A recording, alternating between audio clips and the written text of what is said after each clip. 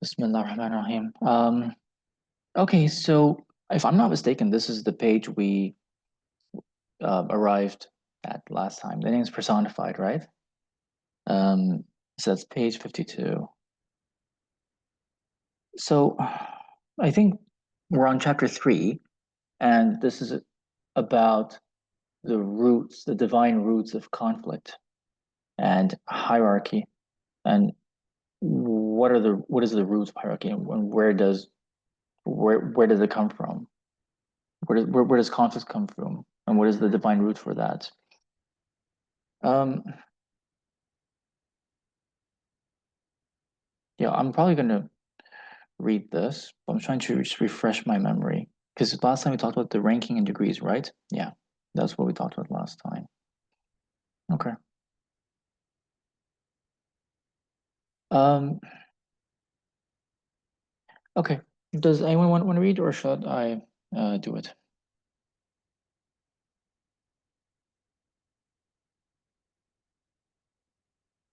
I have to pray Maghrib quickly, but astaghfirullah, so I can't read right now. Yeah. Okay. No worries, Hannah. Thanks. No, please go ahead. Okay. Then I'll do it. Inshallah. Okay. So the name's personified. Um, The divine names are relationships and attributions, not real entities that can be distinguished from God or the creatures, right? This sounds like an obvious point, but it's actually like a very key teaching in the Shaykh al-Akbar's method and the Shaykh al-Akbar's teachings. Ibn al-Arabi stresses this point constantly, for to deny it would be to introduce multiplicity into the one God. To counter certain criticisms which might arise from a misunderstanding of what follows, we quote him again, once again, uh, on this matter. So he says, those things which we affirm are the relationships themselves. The law refers to them as names.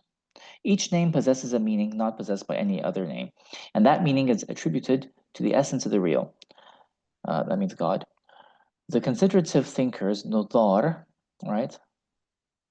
And the Nodar, so those are like the Mutakalimun, who follow kalam call that meaning an attribute. They call it sifa.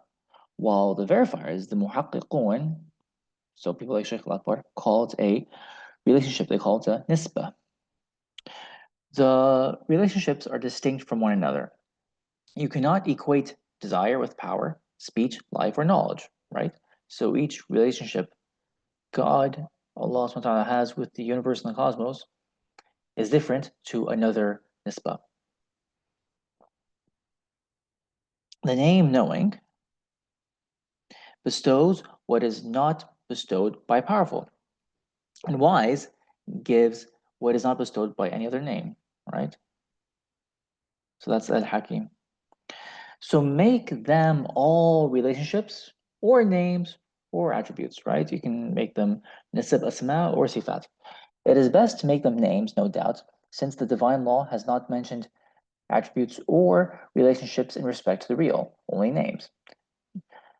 God said, to God belong the most beautiful names, right? And they are nothing other than these relationships. Now, the Arabic in the verse is وَلَهُ الْأَسْمَاءُ الْحُسْنَى, right? أدعو الله أو أدعو الرحمن أينما تدعو, I think. فَلَهُ الْأَسْمَاءُ الْحُسْنَى. So whichever one you call upon, to him belong the most beautiful names. Uh, the Arabic seems very simple, and it doesn't need an explanation. But there's actually like a very powerful point being made. Because lahu, the huwa, to him. That's called damir al-ghaib. That's the pronoun of absence. The hu refers to the huwiyah, which is Allah's essence. It's the essence that has no qualification. He in himself is not qualified by any name.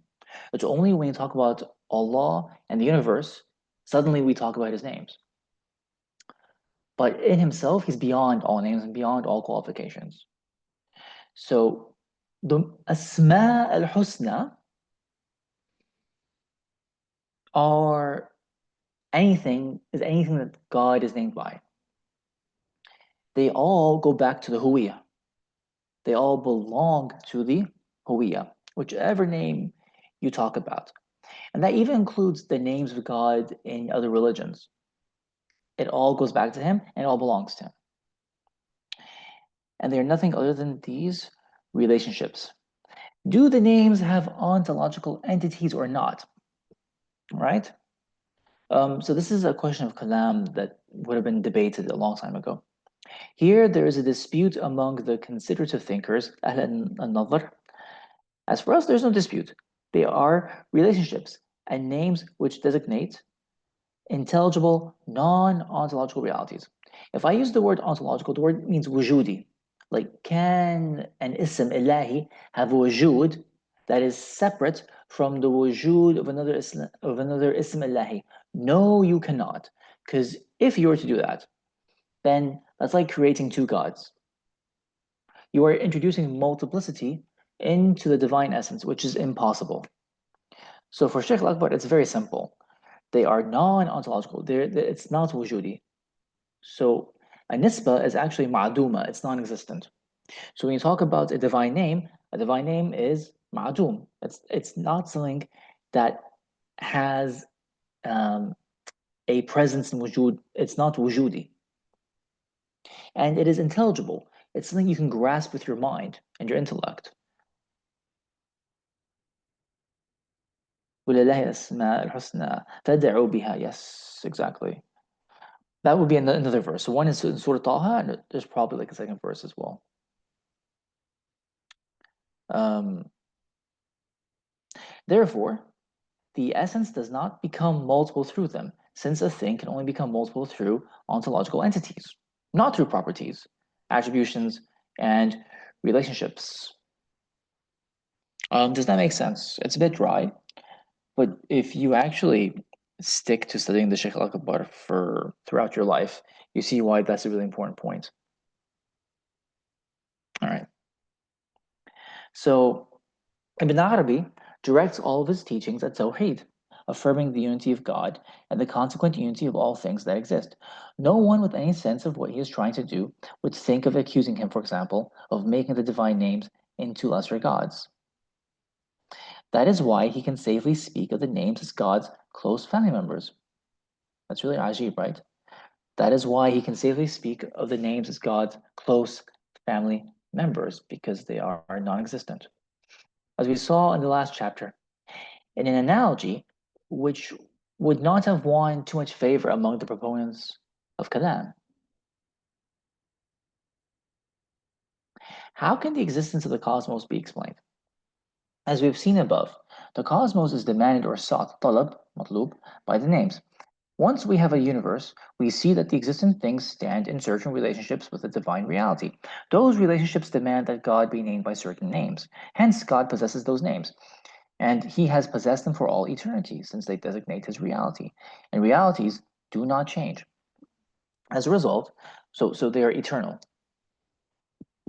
As a result, we see that those names demand creation, since without it, they would remain virtualities. It is only through the creatures that the properties and effects of the names come to be understood and seen. If there were no universe, the names would never become manifest. In a section on the divine name all provider, Razak, the Sheikh explains that God not only gives all creatures their daily provisions, he also provides the names with their provision and happiness by creating the universe. This is something you'll come across if we ever do in Fasl Quman and the Fusus Hikam. Um, in a sense, the divine names are our food because we feed off what they give us. But we are also the food.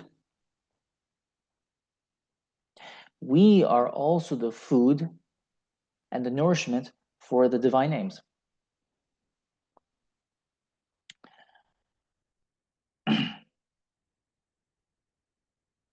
The first provision to become manifest from all provider or razaq is the provision through which the names are nourished.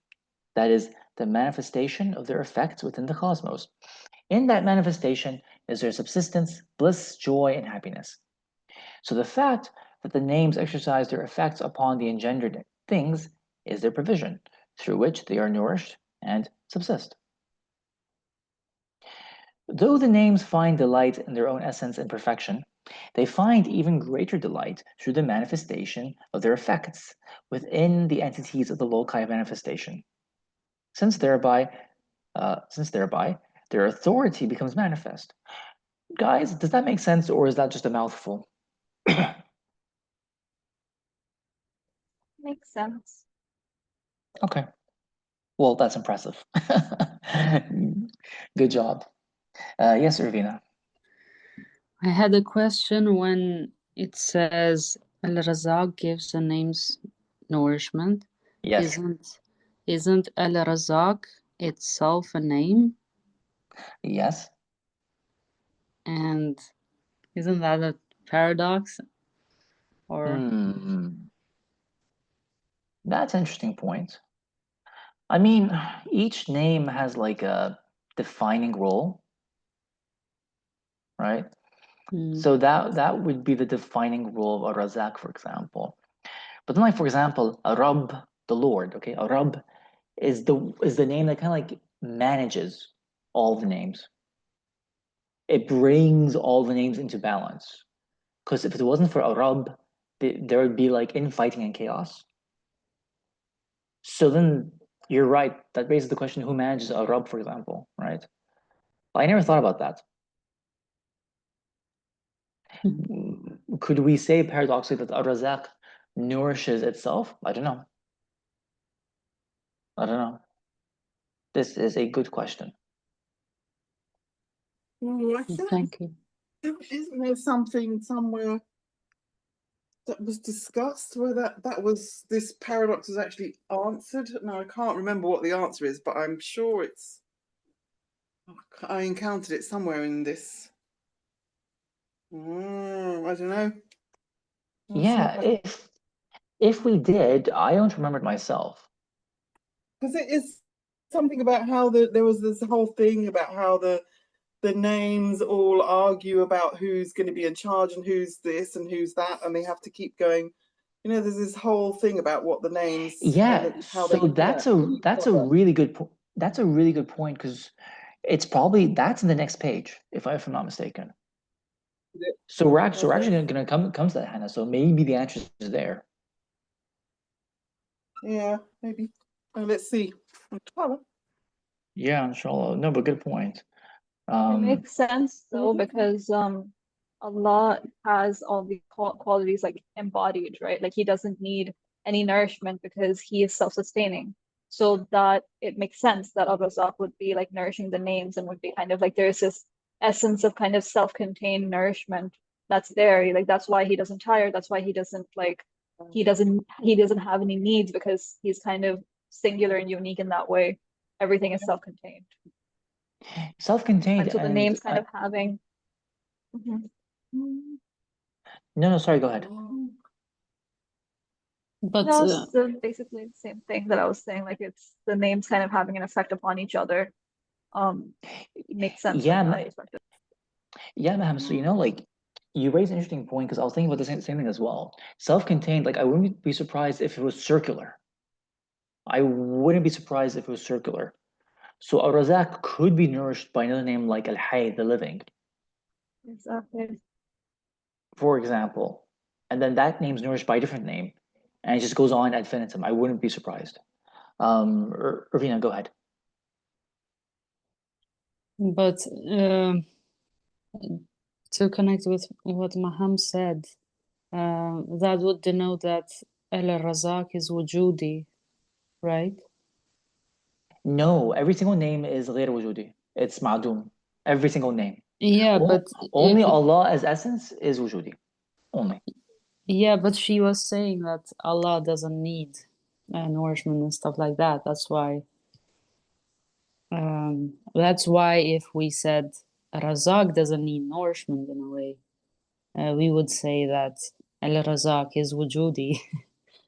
No. Not that So Al-Razaq is like on its own thing and it's like it's the one that's providing anything. No, it's just like it's an embodied kind of thing that even if it is non-existent and ghair wujudi, like it's still kind of serving the same purpose because it ties back to Allah, and Allah is like wujudi, and Allah is the like, you know, He is everything. So all the names have need of creation, because without creation, the names cannot demonstrate or manifest their authority. Because it's like, who are you going to be lord over if there's no one to be lord over? So there's a Rab and there's a Marbub. There's a, you know, and it goes on. So even then, Irvina, even then, like, a Razak would still be in need of something, right? But Allah Himself, in His own essence, needs nothing. For example, right? Uh, but yeah, that's how I see it. Thank you. Okay, so we're talking about provision. So the first provision to become manifest from all provider is the provision. Oh, we read this, right? Okay, so it's the next paragraph then. All right. So the fact that the names exercise their effects upon the angelic things of their provision, yes. Okay. Though the names find delight in their own essence and perfection, they find even greater delight through the manifestation of their effects within the entities of the loci manifestation, since thereby their authority becomes manifest. This is what the poet alludes to by acting as their spokesman in the following verse. He refers to them indirectly with the pronoun we. By the way, so this is quite mind-blowing. What's the we in reference to? the names. Yeah, but in which piece of writing?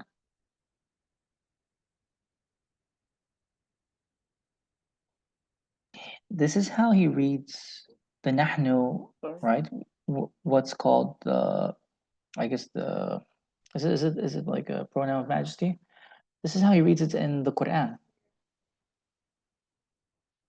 Because how do the commentators, the mufassirun, normally read the we in the Quran?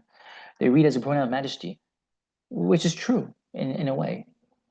But for Sheikh Al-Akbar, that's not sufficient to explain why he uses nahnu. He uses nahnu because it's reference to the divine names. So whenever you read the Quran, this opens you up to a whole new dimension, a whole new world. Because before having realized this, you just read we and he in the same way, but they're not the same. It's like you're looking at God from different perspectives. It's a completely different perspective. When Allah says, "Dharni wal mukazzibin," leave me to the liars, I'll deal with them, right? That me is very different to him saying, we shall test them, we shall try them. Because then your mind and your heart focuses on different aspects. So when Allah subhanahu wa ta'ala in the Quran refers to himself in the singular, he's referring to the unity, to the tawheed of his own essence. So that's what you look at. But when he says we, you're not looking at just one thing. You're looking at a multiplicity of attributes. You're looking at a multiplicity of his names that do different things. And so when you read an ayah, which is a verse in the Quran and a sign of him, in that sign of him, pay attention to whether he's talking about himself in the multiple, right? Multiple names, multiple attributes, multiple relationships, or in the singular. Because in that sign, he's telling you what to watch out for. Pay attention to me in the singular, or pay attention to me in the what? In the multiple. So he's telling you what to focus on. Because that's the Sharia, that's the road that leads you to your happiness. So see, like if like we're finding this like an example of this, right? Like in the Quran. So if it's like if he's calling us to focus on him versus like he's calling us somewhere to focus on like the multiplicity of the names, kind of what can we take away as like a lesson? Like, okay, if we're focusing on him, then it's like what would that like if he's talking to an like about an action and he's kind of being like very singular about it, like he's like very like very personal, like, you know, me, like I'm doing this, or leave this to me. Versus like if he's illuminating something to us through the thing of the names, like what can we take away from that, like when we're reading, kind of on a for our own day-to-day like understanding and for our own growth. Think about it, contemplate it, and find out. When he says me, for example, like leave me to deal with the liars, it means don't worry about which name or which attribute. He'll handle it, period, right? Don't worry about the names. But in other cases, he'll say, no, pay attention to the names. Because the way you approach me, you approach God through the multiplicity of his names is different. And you have to treat each name with respect. And you have to know which name is addressing you. And you have to know how to address each name. And if you're ignorant of that, you miss the sign. So a really good example is when he says, we shall try people. We. So there's different names for testing people. What are those names? So that's something for you to think about. And you know that when it comes to Allah testing someone, there's more than one divine attribute happening. So you have to give more than one attribute its due justice, its due right. If you're like, then why am I not passing this test? Or why is this not working out for me, for example? Well, maybe you're thinking about doing one thing for God or one name, but you're missing another name, right? I'm a little bit lost here. Hi Ghada, كيفك? So, so do you see the difference between when Allah uses different pronouns in the Quran? Because he says ana, inni, he says huwa, who, and even Sayyidina Yunus alayhi salam, he said la ilaha illa anta, so there's anta, subhanaka inni kuntu min adh-dhalimin, so there's also anta, and then there's nahnu. Like, do you see the difference between nahnu and ana? لغويا, yes, but like, you know, the intention behind it, I'm a little bit confused. Ana refers to either the essence of Allah subhanahu wa ta'ala or just to one aspect of him. Nahnu refers to different divine names.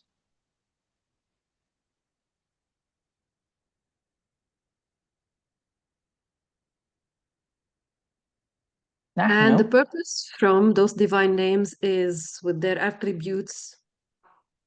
yes. And the purpose is for you to see that more than one thing is happening, depending on the Quranic verse you're reading. And so for you to think about, what to do tadabbur on more than one name, and to realize that more than one name is responsible for what's happening in the ayah. إِنَّا أَنزَلْنَاهُ فِي لَيْلَةِ الْقَدْرِ. So that means the tanzeel of the Quran, especially Laylat al-Qadr, is more than one divine name. It's not just one ism. So it's not just one attribute. So I like to use the example of testing and trying. I like to use this example often, because that means you're being tried by more than one divine name. You're being tried by more than one divine aspect. Right? Because that's how we know, you know, like we were talking about this the other day, right? That's how, for example, Allah subhanahu wa ta'ala can test you when times are good. That's still a test. That's still a test, right? That's still a bala. That's an ibtila. And he can try you when times are bad and you are constricted. And your rizq is withheld. That's also a bala and ibtila, because that's more than one divine name. That's why he says nahnu. Because then it's not just a fact that the Quran describes Allah subhanahu wa ta'ala using different divine names and pronouns. It's a reflection of reality.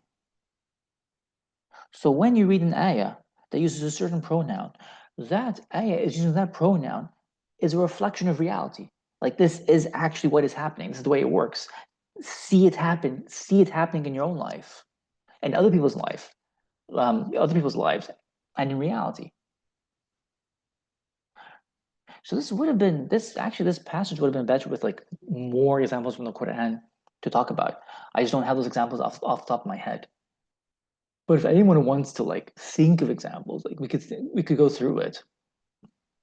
You know, for example, in the Fatiha, you say إياك نعبد وإياك نستعين. إياك. I don't want to call more than one divine name. I want one name, Al-Hadi, right?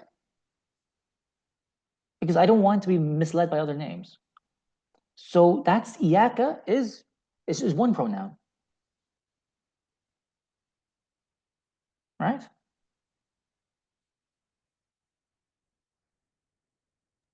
This is huge. Sorry, say that again. I'm saying this is huge. Like my brain is It, like it's melting. a big mind blower, right? Like once you see that, you read the Quran in a totally different way, right? There are other passages that talk about this from Ibn Arabi. Like maybe I can dig out those passages, but they're incredible passages, you know. Um,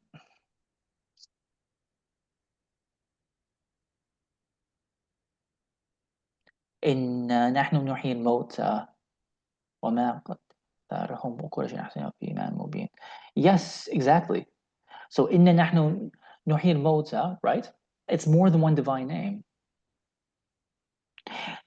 I One of the things that I love about this discovery is this explains a lot of mythology. If you think about mythology in different cultures, because what they call gods are what we call divine names. Because the Nahnu is a reference to those different multiple divine names.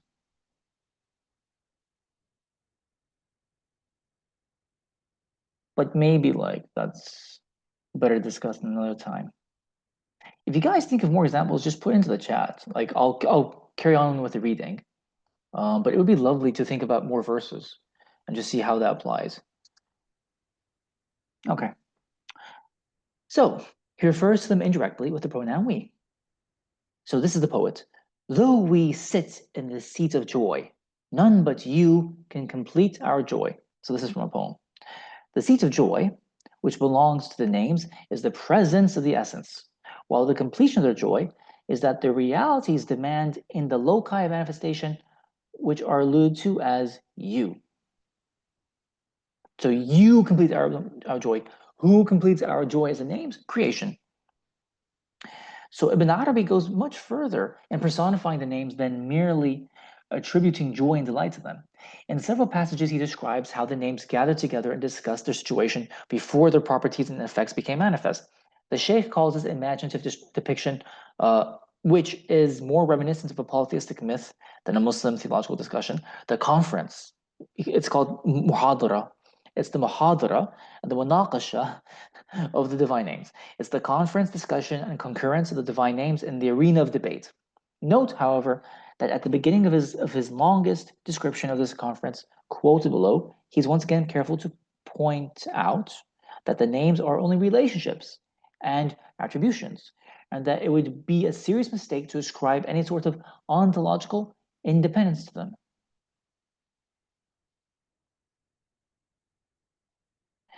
You should know that divine names is an expression for a state that is bestowed by all the realities.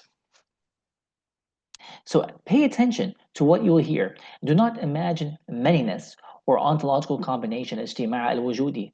What we want to explain in this section is only the hierarchy of the intelligible realities, which are many in respect of relationships, but not in respect of real existence. For the essence of the real is one in respect of being the essence. However, we know in respect of our existence, our poverty, and our possibility that there must be a preponderator, murajjah, by whom we are supported.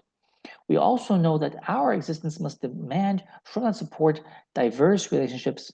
Hence, the lawgiver Al-Shara alluded to these relationships as the most beautiful names. In respect of being the speaker al-mutakallim, he named himself by the names at the level of the necessity of his divine being, which cannot be shared by anyone.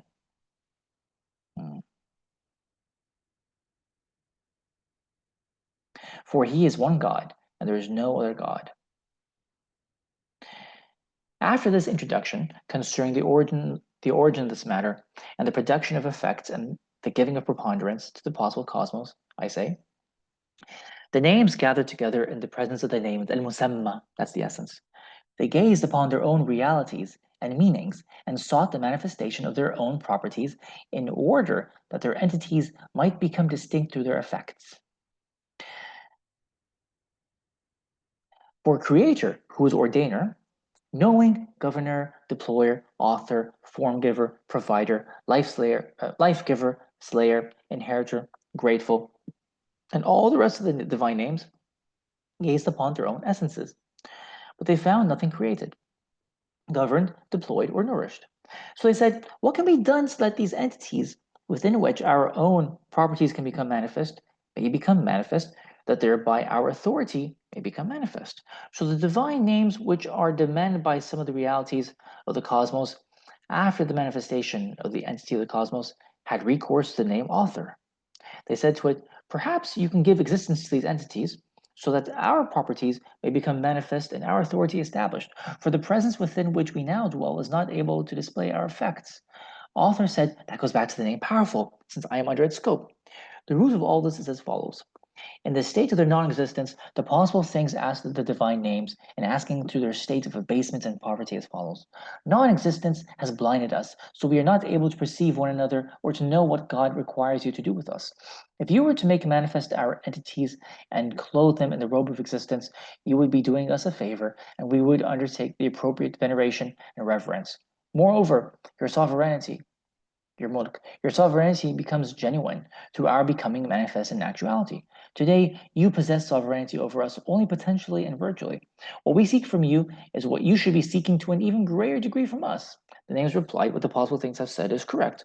So they fell to seeking the same thing. When the names had recourse to the name powerful, it said, I am under the scope of the name desiring. So I cannot bring any of you into entified existence without its specification, ikhtisas. The possible thing itself does not give me the ability to do that. First, the command of commander must come from its Lord. When it commands the thing to enter into engendered existence, saying it to it be, then it gives me the ability from itself, and I undertake to bring it into existence and immediately give it engendered existence. So have recourse to the name desiring. Perhaps it will give preponderance to you uh, to and specify the side of existence over the side of non-existence. Then I, commander and speaker, will join together and give you existence. So the names had recourse to the name desiring. They said to it, we asked the name powerful to bring our entities into existence, but it deferred the command to you. What do you decree? Desiring said, powerful spoke the truth, but I have no news about the property of the name knowing in respect to you. Does it or does it have, does it or does it not have precedent knowledge that you will be given existence so that we can specify it for you? I am under the scope of the name knowing. Go to it and mention your situation to it. So they went to the name knowing and mentioned what the name desiring had said. Knowing said, desiring spoke the truth, and I have precedent knowledge that you will be given existence, but courtesy must be observed, for we have a presence which watches over us, and that is the name Allah. We must all be present with it, since it is the presence of all comprehensiveness. Hadrat al-Jam'ah. Hence, all the names gathered together in the presence of Allah. It said, what is on your mind? They told it the story. It said, I am the name that comprehends your realities, and I denote the name it, who is an all holy essence, described by perfection and incomparability. Stay here while I enter in upon the object of my denotation. So it entered in upon the object of its denotation and told it what the possible things had said and what the names were discussing. So you see, there's a distinction between Allah and essence, because like Allah is Hadrat al-Jama, we can know it, but Allah's essence, we can't know it. So the essence said, go out and tell each one of the names to become connected to what its reality requires among the possible things. For I am one in myself, in respect of myself. The possible things demand only my level, and my level demands them. All the divine names belong to the level, not to me, except only the name One, Al-Wahid. It is a name that pertains exclusively to me. No one shares with me in its reality in any respect. None of the names, none of the levels, none of the possible things. Because you can't ever know Allah is Wahid, right? Like we can know that He is Wahid, but you can't know Him directly as Wahid. Because the moment you speak of two, like you and Allah, that's two, that's not one. So the name Allah went out. Next to it, this is the name speaker, acting as its spokesman to the possible things in the names. It mentioned to them what the name had said, knowing, desiring, speaking, powerful, established their connections, and the first possible thing became outwardly manifest through the specification of desiring and the property of knowing. Any questions? And there must be questions because that is a whole This lot. reminds me of the scene that's related about the Yom Al Qiyamah where people will go from like prophet to prophet for intercession, and each one will be like will point them to another one. But So also on Yom Qiyamah, there is an intercession between names. There is an intercession between names. Like the name Arhamar Rahimin intercedes with the divine name Dhul Intiqam. Irvina. There wasn't mentioned the name Hay, surprisingly. I was waiting after knowing. Don't we have Hay and then Allah? You're absolutely correct. But like that's a very interesting question. Because you're right. First it's Hay, then it's knowing, then it's desiring, then it's powerful, then it's speaking. Unless Hay is so intrinsic to all the names, like it belongs to all of them. That might be a reason why it wasn't mentioned. But yeah, you're right. Another thing that Mahan reminded me of was that I've read once Fakhruddin Iraqi, and he said that the greatest name is Muhammad Mustafa. Muhammad, actually. Sallallahu Alaihi Wasallam. It was interesting how you connected it. And it is the greatest name. I mean, yes, we talked about this in first sheets, but I'm just trying to remember the exact details. And this is also in the Futuhat as well, chapter 10. But Rasulullah Sallallahu yes, this is actually first sheet too. Rasulullah Sallallahu is given a higher rank than the names in Shafa'ah because he opens the doors of intercession. The names come after that.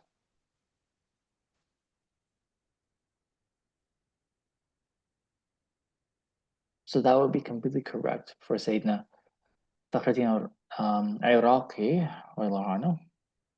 to say that.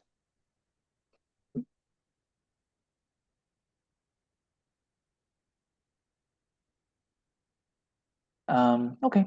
Can someone read the divine conflict, please?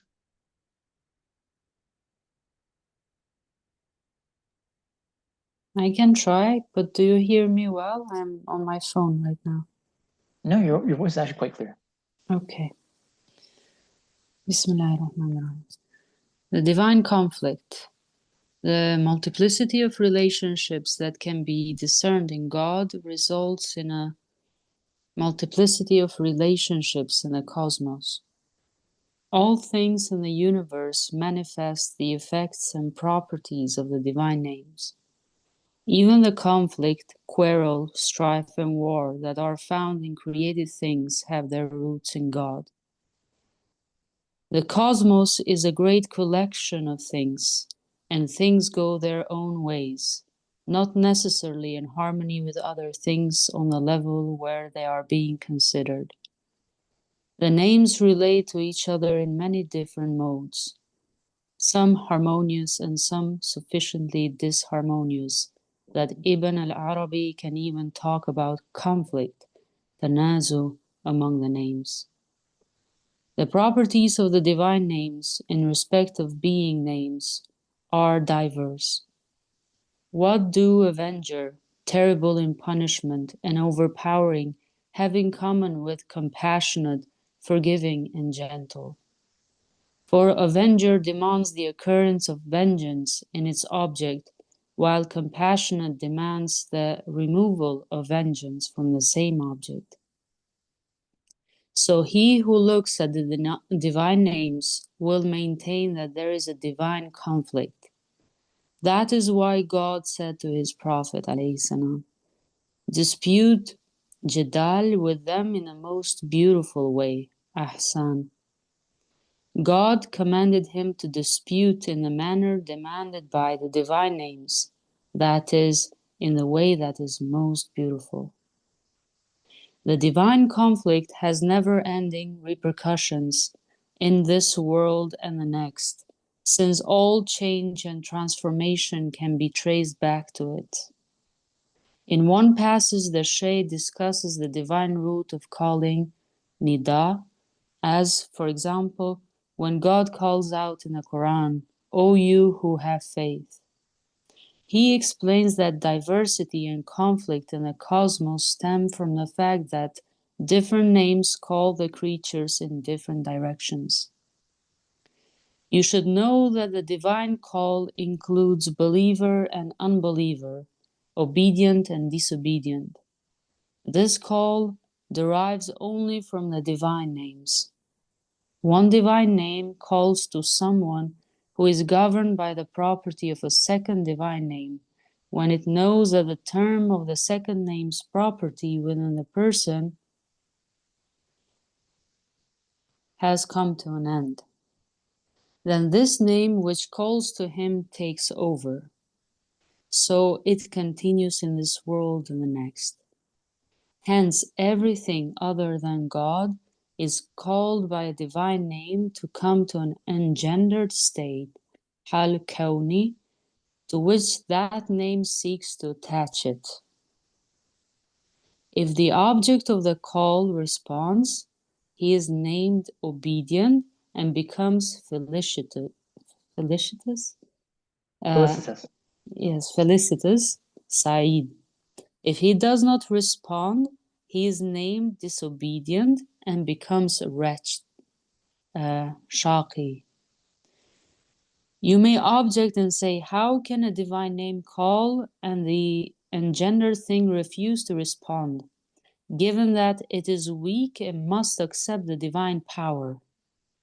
We will answer, it does not refuse to respond in respect of itself and its own reality, since it is constantly overpowered.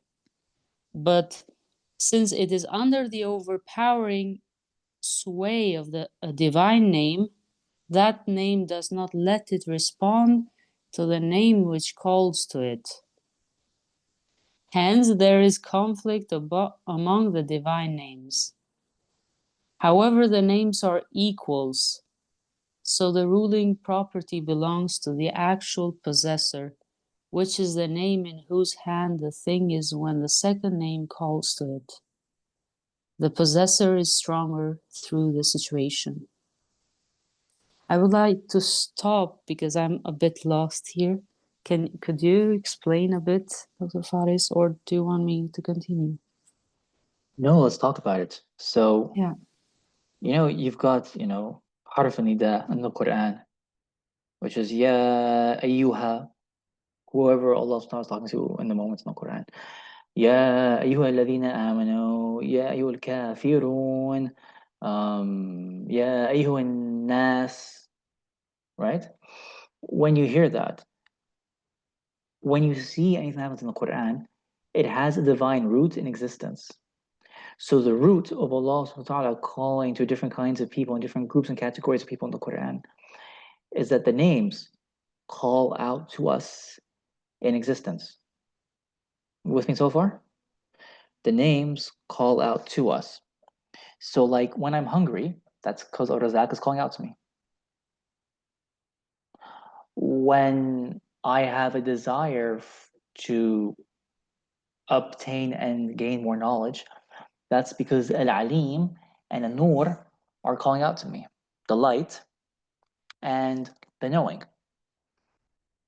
And when I want to do something that is maybe disobedient, na'udhu billah, may Allah protect us from all of that.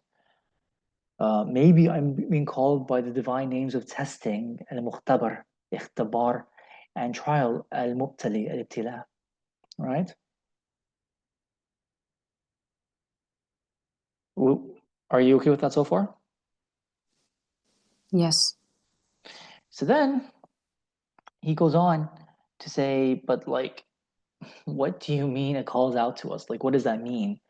Because you have no power to refuse God, Allah subhanahu wa ta'ala, when He wants something from you. You have no power to refuse Him when He wants something from you. So what does that mean? So then the Shaykh al-Akbar says, yes, but look, there's a difference between divine names. They're not all the same. They're different with respect to their effects, like the life giver is one who is he who gives life, and the slayer, al-Mumit, is the one who gives death. They're not the same. But with respect to, let's say, like a really simple example is like a sinner. So what divine names do you think are calling the sinner?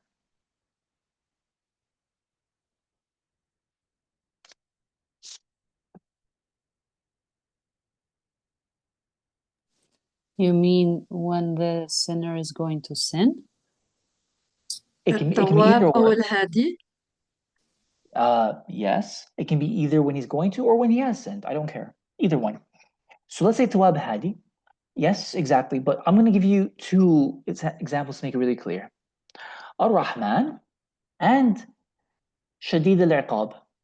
Mm. Definitely those two names are calling him. And what happens is actually they have a race. So this is on a different passage. They race one another to see who they get to first. But when they're calling out to someone, like a Ghafur says, come back to me. A Tawab and a Ghafur say, come back to me. Come back to me so I can forgive you. So you can be forgiven, for example. So the Shaykh al-Akbar says, but with respect to the calling, when a name calls out to you, Muhim, Mumit, Ghafur, Shadid al-Iqab, they're all equal with respect to the calling. So even though you can't refuse God, who decides which name you respond to? You. The power's with you. You're the one that determines which name you respond to, even though the names are equal, right? Even though the names are different, but they're equal with respect to them calling you. So the possessor is stronger through the situation, I apologize, right? I'm going to interrupt you. What do you mean by the name is calling you? It means like which one is I'm drawn to? Yes, yes. That's the name calling you, yes. Like in the moment. So the sinner would be drawn, for example, to Shadid al-Iqab. Or to al-Mudil. Let's say al-Mudil. No? Out of fear. Not, what do you mean out of fear? Like like if a So if sinner, let's say, wants to steal something or do something haram, see something that he shouldn't be seeing. So and then he has that desire, like the desire to do something he shouldn't be doing. That desire is the divine name al-Mudil calling out to him to do it. ah, it's like a reminder of don't do that. No. Al-Mudil is saying do it. Because what's al-Mudil? The one who leads astray. So who are the spokesmen for al-Mudil? Al-Shayateen. Mm. So, so no, so actually al-Mudil is saying go do it. And then if you feel shame, you're like, oh, I'm going to hurt this person if I do this. Like if you feel shame, then who's that calling to you? Al-Hadi. And who are the spokesmen for Al-Hadi? Al-Malaika, no?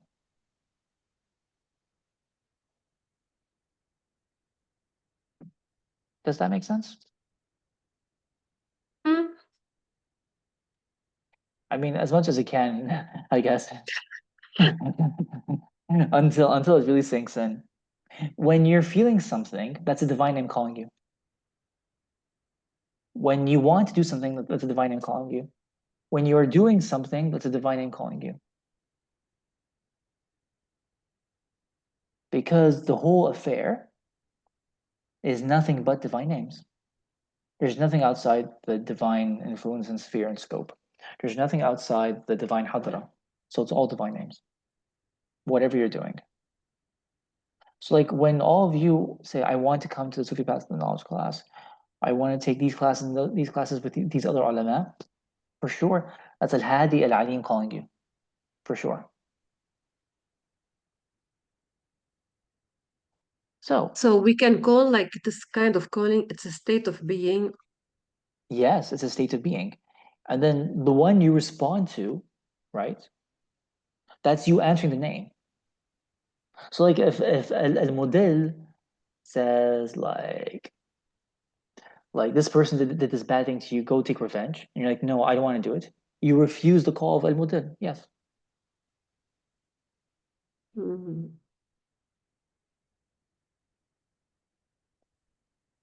It goes deep down to the desire that we have in the moment. Yeah, that's how I interpret it. Yes.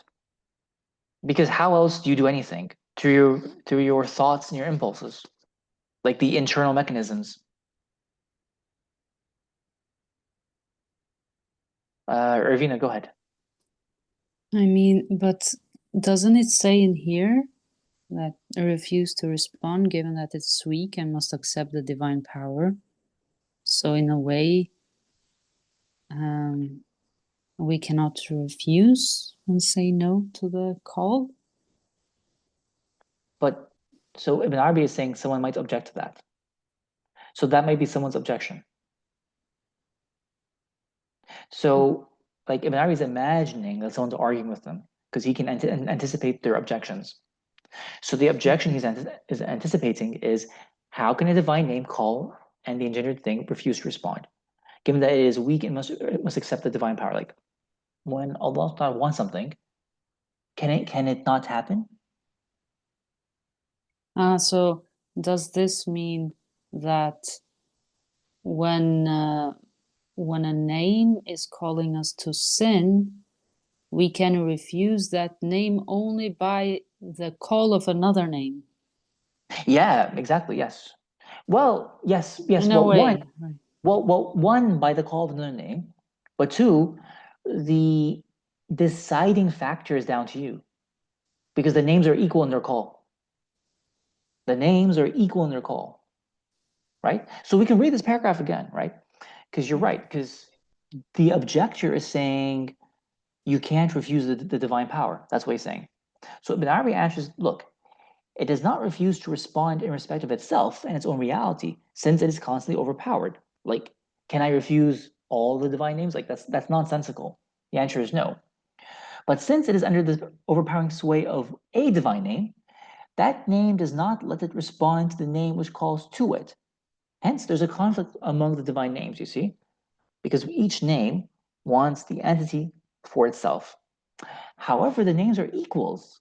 So the ruling property, the hukm, belongs to the actual possessor. It's you or me, which is the name in whose hand, right? Which is the name in whose hand the thing is when the second name calls to it. So I should probably read that again. However, the names are equals. So the ruling property belongs to the actual possessor, which is the name in whose hand the thing is when the second name calls to it. The possessor is stronger to the situations. Okay, so maybe I see this in a different way now. So thank you for drawing my attention to it. So I guess the names are equals, but then a situation can make a name stronger than the other, if I've understood that correctly. Who is the possessor here? That's what I'm trying to understand as well. I think that the possessor is the name. Do you guys understand the same way? But then wouldn't the P of the possessor be capitalized if that were the case? Not necessarily. Not necessarily. No. Because the possessor is either us or it's one of the divine names. I'm not entirely sure.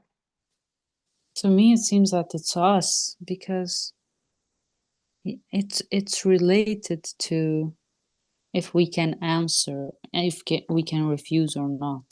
Okay, wait a minute. But Wait a minute. I'm not sure. I think I just. Okay, I think I just got it. The possessor is the first name, and whose hand the thing is.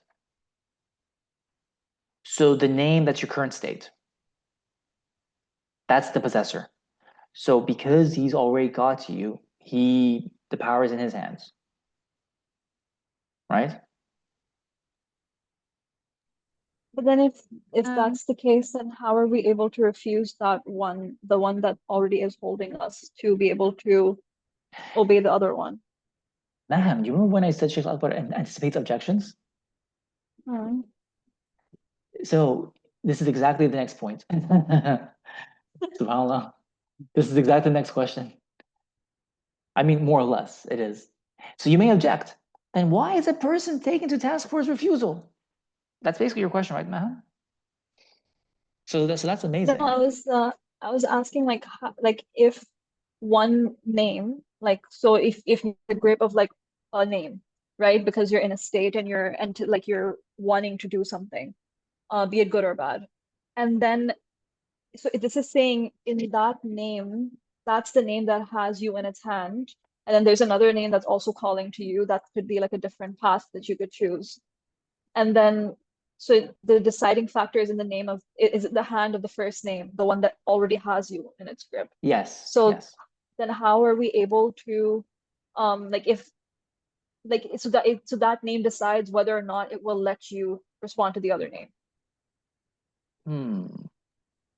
Um, I'm not entirely and does sure. that, I'd have to look into that. But the reason I felt that your question tied into the next objection so closely is because it's to do with the idea that we are partly powerless. Like when the divine names do everything, like where does the power lie with you? Right? So this is one of the points he's making. Now we're not actually 100% powerless. yeah, but it's our tuning, right? Like it's what how we feed ourselves and how we kind of program and tune ourselves, and that's what we become attuned to, which like then dictates like which names would have more power over us.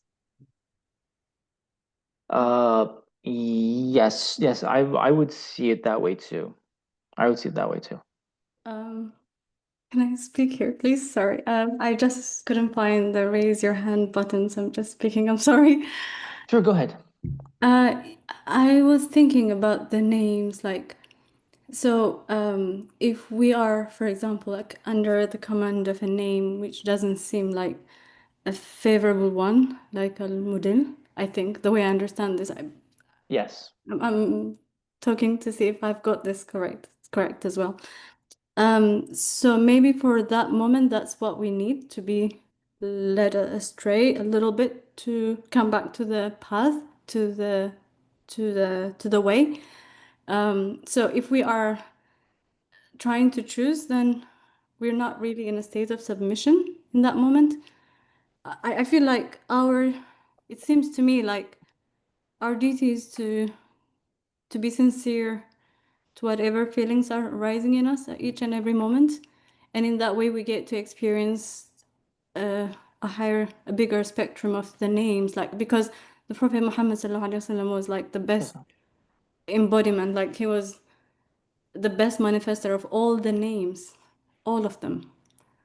And so I think when we're deciding like this name is more favorable than the other one, or this is better than the other one, then it seems to me like we're judging the names from our human mind. Whereas with God, with Allah, all the names are good. There's goodness in all the names, even when it seems like we're making a mistake or we're being led astray. It's part of the path to go astray and then to come back, because then you appreciate, like it's because You this know, reminded you me know, of you know yeah. when you've got a very interesting point, and this is why I feel like so what you're saying here, even what Ma'am said, I really feel like it ties into the next paragraph because it's true that we are under the power of a divine name that is exercising its effect on us on this moment. And yes, you should honor the internal reality, what's happening within you as the divine name is doing something with you.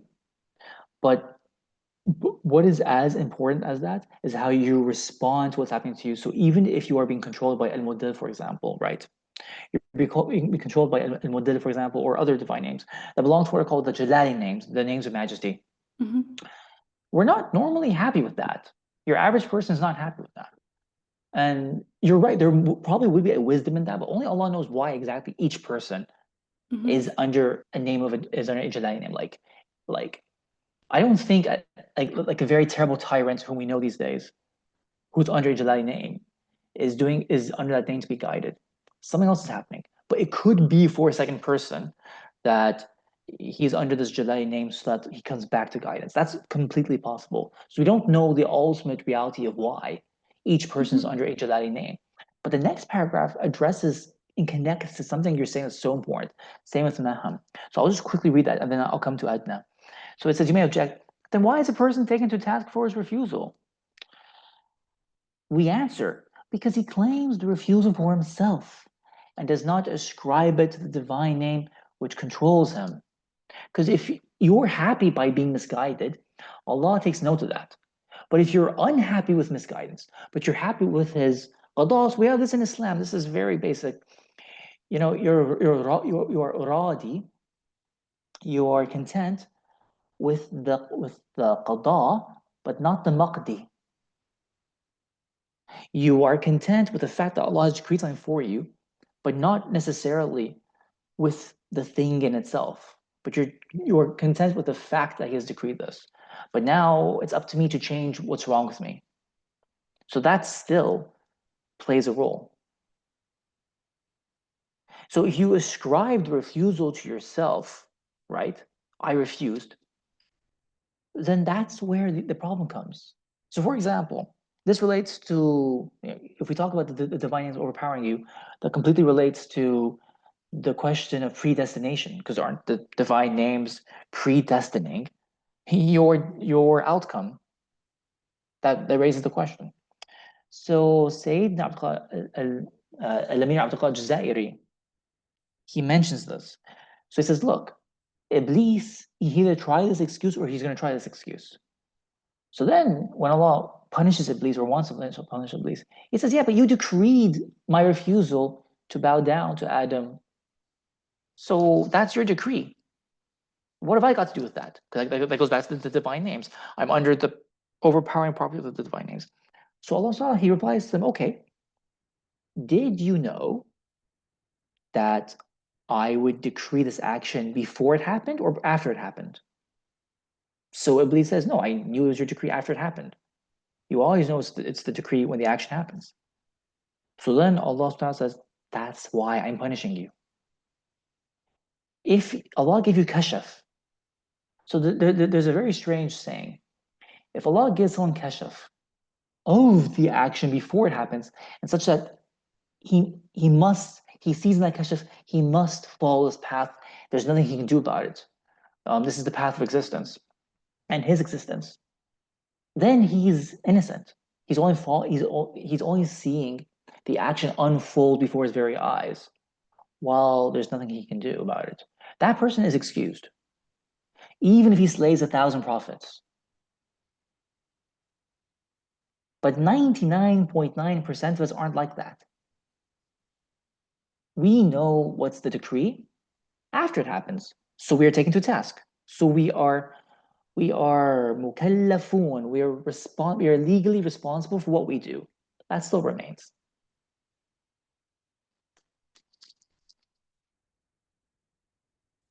So that means that in the pivotal moment of the thing happening or not happening, that is where free will could come in, and you could choose to like do the right thing, and so that's taking a task. But what is free will? Because free will is more or less an illusion. Like according to Sharia, we have free will. This is completely true. But everything's happening through divine names. The free will, so you have to identify where the free will is. Is it in the action? Not really.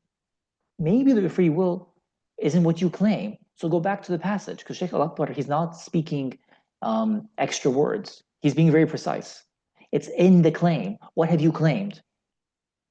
Like especially like, for example, when we're egotistical and we're egoic, and we say like, like children, like my son is like, to his sister, like, I hit you because you did da da da da da. So you attributed the action to yourself. or we look at adults, and the adult says, I took revenge on you for this thing because you did 1, 2, 3. Okay, you said it was you. That was your free choice, right? Right. That was you. Yeah, So so it's when very we interesting. So attribute it to ourselves, that's when we get taken to task, or we get taken to task like in general, and it's about something else. Like the fact of being taken to task is about something else. that's a really good question. I'd have to think about that. I would assume it's when you claim it. Right. But it's very Or how hard. you react to it, maybe. Like even if it's happening beyond your control, I think it's or I think it's how you react to it, because if that's why we have the name Tawab. So you do tawbah and you have regret, and you're like, I know that this was decreed, and I did this thing, but I am not happy that I did this at all, and I want forgiveness, and I want to do something different. right. How many times do we think like, my God, what's wrong with me? What am I doing? Like it's Yes. literally like sometimes you don't feel like you're in control of what you're doing, but you're in a loop or you're kind of doing something. Hence, Allah calls himself Al-Ghafur, the one who's constantly forgiving. So that's nothing to Allah. Like he says to in Hadith Qudsi, "Oh son of Adam, if you bring to me sins that are the size of an ocean and go up to the sky, but you came to me for forgiveness, I forgive you." So then, like when it comes to like something like Allah doesn't change the condition of a people until they change what's in themselves, like right? So even if you are stuck in a loop of like maybe a sin or a behavior or something, and then at some point you're like, I want to change. Like Allah does give you the ability to do that, like you to like better yourself, right? And that would be, I think, through manifesting like something like at-tawwab or al-ghafur or something like that, like inside of yourself. But like how are we, how does that work then? Like the ability to kind of better ourselves, if like how, like what kind of, what changes, what goes off on a tangent so that that becomes possible when we were previously kind of in a loop. Yeah, that's the question of all questions. I don't know. Like how do you exactly change? Then this is what the shuyukh are for, and this is what the ulama are for, and the men and women of knowledge. So that's why we pay attention to what they say. Um, Especially if you are serious about wanting to change, it may not be in your power to change. That's why in the book by Sayyidina Ali Hujwiri, I think it's Ali Hujwiri, he's a major Sufi. He writes in his book that there's one wali Allah. He made mistakes 70 times before he became firm in his tawbah. Like he'd make a mistake, do tawbah, make a mistake, do tawbah, make a mistake, do tawbah. He said that happened 70 times before he was able to be finally free of his mistake and be firm. So the way I see it is like one shouldn't give up.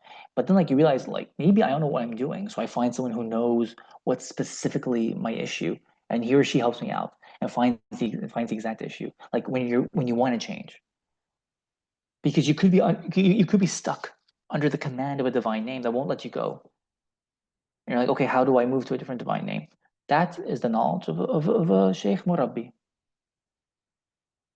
He says, oh, okay, I know what's your issue exactly, and I'll tell you what to do.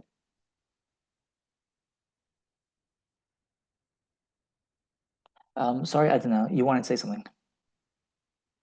Yep. Okay. I was just thinking, the point of the current divine name having greater control versus the one that you want to transition to. I was thinking like a thought came up, like when you want to achieve like unity, you do that through the realization that nothing exists, that Allah is the reality, right? Yes. And so it made me think of like the names. It may be that you switch from the current name that has a stronger possession over you to the one you're trying to transition to by way of realization. Does that make sense? So what you're talking about, Adna, literally Irvina just wrote a message right now. And dhikr is a very big part of what you're talking about, Adna. Because this is what the masters, the shuyukh tarbiyya do. They get you engaged in dhikr. Because dhikr is first of all cleansing the heart, but once you cleanse the heart, then you start calling out to certain divine names to come and help you out. Because you create like a light in the heart. That light is it connects to the light of that name. So you do dhikr that creates a light in the heart that connects to the light of that divine name. That's you calling it. That's why we do dhikr. But does the realization have to occur before the calling? Like in a sense, like you have to realize that a specific attribute has currently power over you, and you also have to realize that you need to call on another divine attribute. Like, does the realization precede that or I no? mean, it doesn't. No, there doesn't have to be a realization. You know, like a lot of these things are unconscious, but there has to be like a thought, like, oh, there's something that I want that is different. So then you start seeking an answer to that. Makes sense. By the way, like as you were reading, like at the beginning of the session, like it had this humorous component to it. Like I was watching a theater play out. And then I thought, like, is it proper adab to find this humorous? When the way like the different divine names were like discussing between each other.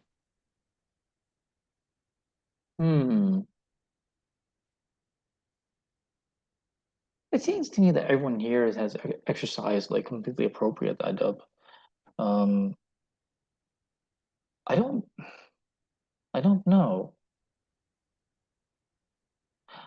I personally don't see an issue with finding it because well, often the sheikh will write something that is humorous. Right.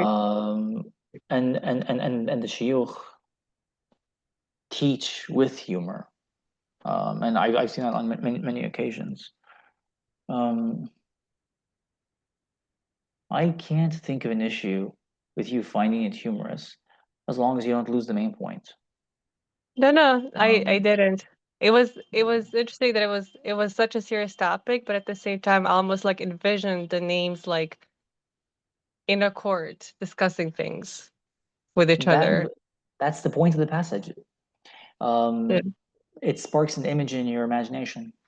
Yes. Yeah. That's completely the point of the passage. Okay. Actually, I think humor is a great thing. It's very helpful. You know, like Chuangzu, he's a major mystic. He talks about the same thing about how the cosmos comes into being and along with the Ayana Thabita, the fixed entities or the immutable entities. So he calls it like a divine burp that bellows throughout the cosmos. And then you've got this tree with different hollows in it. The Ayana Thabita are comparable to those hollows that create different sounds. So no, I think like the great mystics use humor to like great effect, actually. But let them come up with the jokes. But if you find humorous, I don't think that's bad at all. But yeah, but let them come up with the jokes.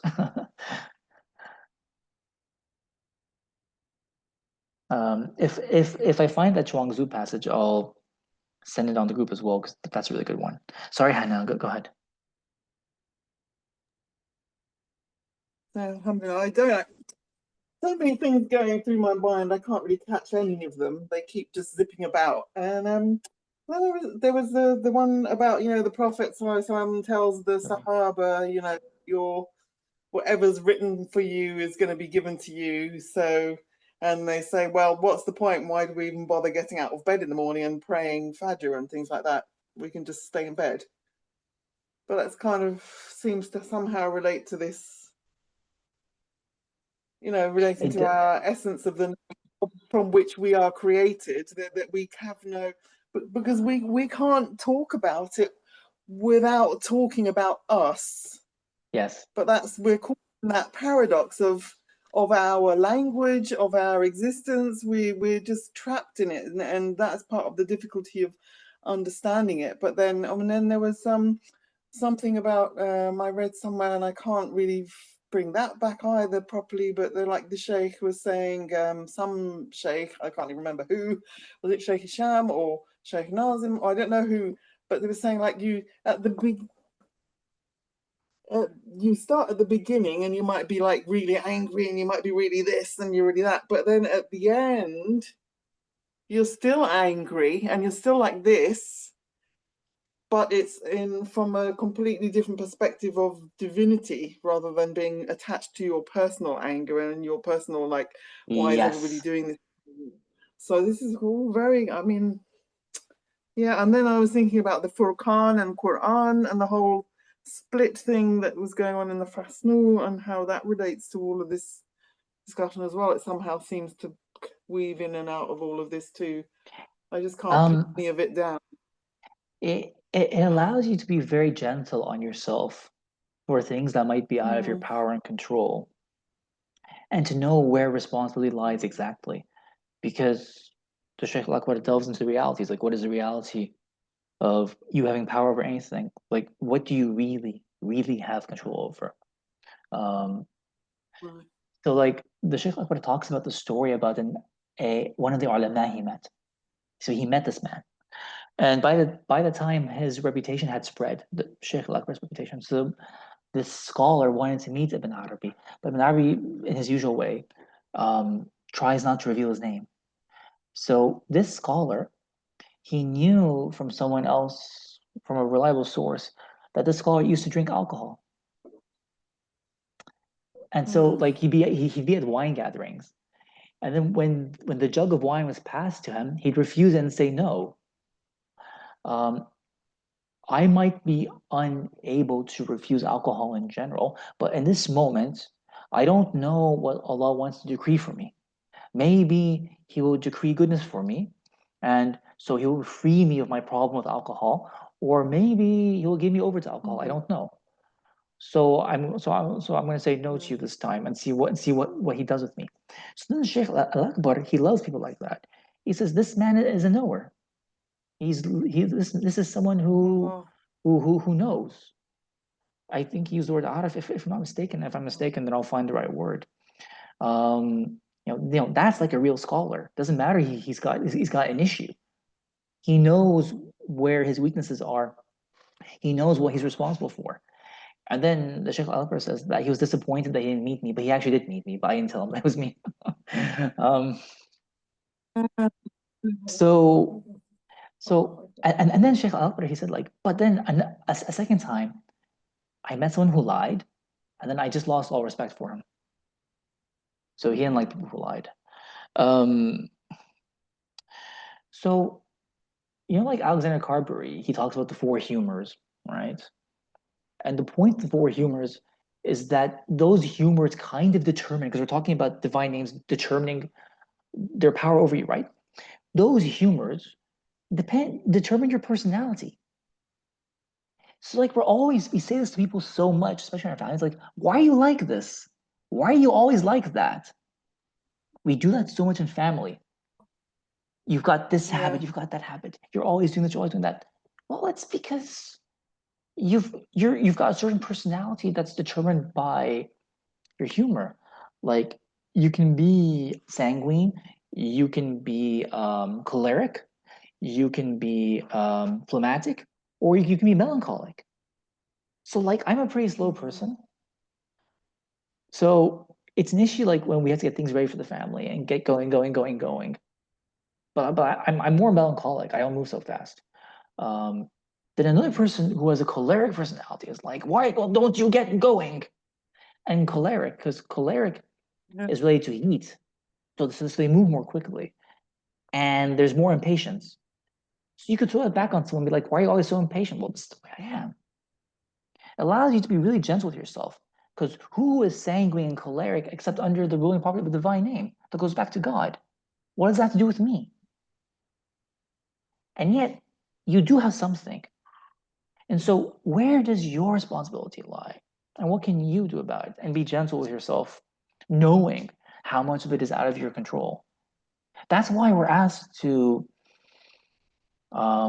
beg and plead with God. And that's enough. Even if He doesn't give it to us for whatever reason, you've done your part. And he can forgive you and probably will forgive you, inshallah.